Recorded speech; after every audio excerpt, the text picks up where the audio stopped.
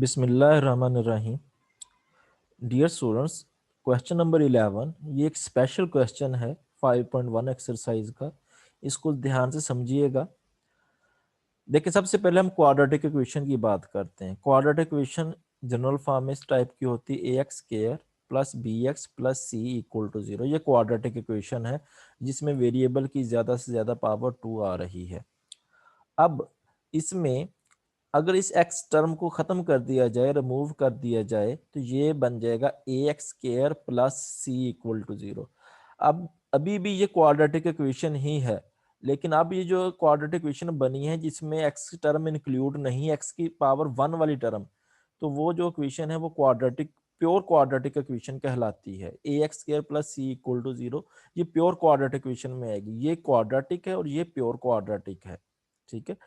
अगर क्वेश्चन के अंदर, अब इस क्वेश्चन नंबर 11 में बुक के अंदर हिंट दिया हुआ है कि एक्स स्क्वायर को वायलेट करें।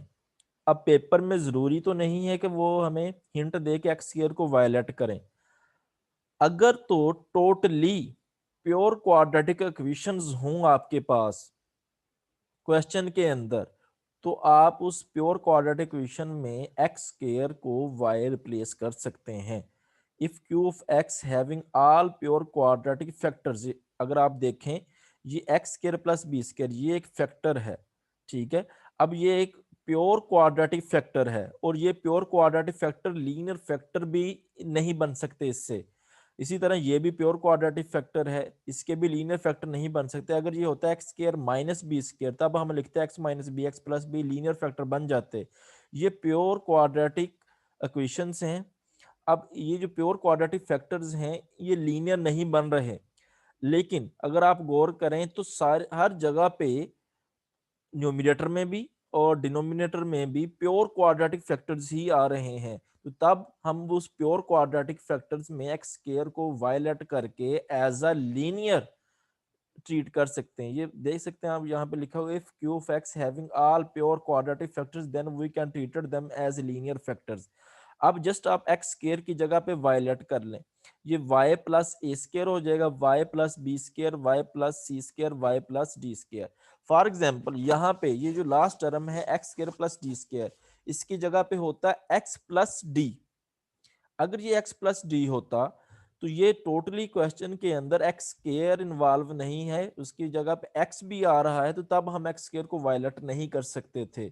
अब यहाँ पे एक्स स्क्वायर ही आ रहा है टर्म के अंदर, तो हम एक्स स्क्वायर को वायलेट कर सकते हैं प्योर क्वाड्रेटिक फैक्टर्स होंगे तो। जी, एक्स स्क्वायर को वायलेट करते हैं, ये बन गया question Y plus A square over Y plus B square, Y plus C square, Y plus D square. अब ये आप दे सकते हैं कि फैक्टर जो बने हैं ये लीनियर फैक्टर बन गए। y प्लस बी स्क्वायर ये एक लीनियर फैक्टर है, इसमें जो वेरिएबल आ रहा है वो y की जो मैक्सिमम पावर है वो 1 आ रही है, तो ये लीनियर फैक्टर कहलाएगा। y प्लस सी स्क्वायर ये एक लीनियर फैक्टर है, इसमें वेरिएबल की जो पावर है वो 1 बन रही है और वो वेरिएबल y है। इसमें जो वेरिएबल है उसमें y की पावर जो है वो भी 1 है, ये भी लीनियर फैक्टर है। ये जो बी स्क्वायर है ये तो कांस्टेंट है, इसकी जो मर्जी पावर हो। डिग्री तो वो होती है जो वेरिएबल की पावर ली जाती है। ठीक है, जो वेरिएबल की मैक्सिमम पावर होती है। ये तीनों लीनियर फैक्टर के तौर पे लेंगे तो इसके लिए तीन ही कांस्टेंट आएंगे, a over Y plus B square plus B over Y plus C square plus C over Y plus D square. ठीक है। अदरवाइज आपको इस क्वेश्चन को थर्ड कैटेगरी से सॉल्व करना पड़ना था कि ये क्वाड्रेटिक, इसके लिए दो कांस्टेंट लेके आते a x plus B over x square plus B square plus e x plus d over x square plus C square plus e x plus f over x square plus D square. हर quadratic factor के लिए दो constant लगाए जाते हैं, ये तो total 6 constant बनेंगे। अब वो 6 कांस्टेंट फाइंड करना आसान होंगे या ये 3 कांस्टेंट फाइंड करना आसान होंगे? तो ये अगर आप इसको लेट कर लेंगे आपका क्वेश्चन इजी हो जाएगा। अगर आप इसको लेट नहीं करते, थर्ड कैटेगरी से करना चाहते हैं, तो ये क्वेश्चन काफी मुश्किल हो जाएगा। बेसिकली तो 6 कांस्टेंट आने, लेकिन जब आप उस मेथड से भी करेंगे उसमें से 3 कांस्टेंट जीरो हो जाएंगे, 3 कांस्टेंट की वैल्यू हमें मिलने वाली है।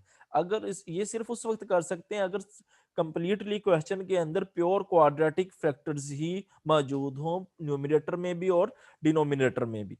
ठीक है। और सिंपली एक्स पावर 1 की कोई टर्म ना नजर आ रही हो, ओनली एक्स स्क्वायर की टर्म हो और कांस्टेंट हो। ठीक है। अब यहाँ पे जो एलसीएम आ रहा है वो y plus B square Y plus सी square Y plus D square आ रहा है, उसको हर टर्म के साथ दोनों साइड पे मल्टीप्लाई करवाते हैं। यहाँ पे मल्टीप्लाई करवाएंगे वाई प्लस ए स्क्र रह जाएगा, इधर मल्टीप्लाई करवाएंगे A into Y plus C square Y plus D square आ जाएगा, यहाँ पे B into Y plus B square Y plus D square, और सी के साथ Y plus A B square Y plus C square आ जाएगा। ठीक है, नेक्स्ट हमें क्या करना है, जितने भी लीनियर फैक्टर्स हैं उन लीनियर फैक्टर्स को जीरो के इक्वल लिखना है। पहला linear factor y plus B square है, इसको जीरो के इक्वल लिखा, तो यहाँ से y की वैल्यू माइनस बी स्क्र मिली। अब ये जो y की वैल्यू माइनस बी स्क्र मिली है, ये इस सेकंड इक्वेशन में आपने पुट करनी है। y की जगह पे माइनस बी स्क्र, ये प्लस ए स्क्र, यहाँ पे y की जगह पे माइनस बी स्क्र पुट कर दें, यहाँ पे पुट करेंगे ये जीरो हो जाएगा, यहाँ पे पुट करेंगे सी भी जीरो हो जाएगा। जस्ट ए के साथ माइनस बी स्क्र प्लस सी स्क्र और minus B square plus D square आ जाएगा। ये प्लस वाला पहले लिख लें, C square minus B square और D square minus B square, और इस साइड पे A square minus B square. A के साथ ये दोनों फैक्टर्स मल्टीप्लाई हो रहे हैं तो इस साइड पे आके डिवाइड हो जाएंगे, तो ए की वैल्यू आ जाएगी A square minus B square over C square minus B square D square minus B square. अब जो दूसरा जो लीनियर फैक्टर है उसको भी जीरो के इक्वल लिखें, Y plus C square equal to zero, Y की वैल्यू माइनस सी स्क्र आ जाएगी। अब ये वैल्यू हम पुट करते हैं इस एक्सप्रेशन में, जब यहाँ पे पुट करेंगे तो बी की वैल्यू आ जाएगी A square minus C square over B square minus C square D square minus C square.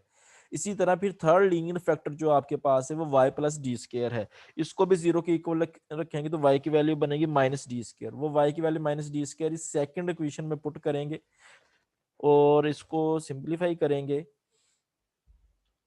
तो c की वैल्यू हमारे पास आ जाएगी A square minus D square over B square minus D square और C square minus D square. अब आपने इसको वन में पुट करना है, जहां पे ये कांस्टेंट आपने लेके आए थे, पार्शियल फ्रैक्शन फॉर्म बनाई थी, जहां पे a की वैल्यू ये आ रही है over Y plus B square, B की वैल्यू ये है ओवर वाई प्लस सी स्क्र और c की वैल्यू ये है over Y plus D square. ये जो बटे में आ रहा है इसको इस बटे के साथ लिखा जा सकता है, इसी तरह इस बटे को इस बटे के साथ लिख लें और इस बटे को इस बटे के साथ लिख लें, यही हमारा रिक्वायर्ड आंसर। लेकिन अगर आप गौर करें तो ये आंसर जो है वो y की फॉर्म में आ रहा है, जबकि क्वेश्चन हमें x की फॉर्म में गिवन था। तो एट द एंड जहां पे y नजर आ रहा है वहां पे आप रिप्लेस कर सकते हैं x स्क्वायर, तो y की जगह पे आप x स्क्वायर लगा दें, ये फाइनली हमारा आंसर होगा।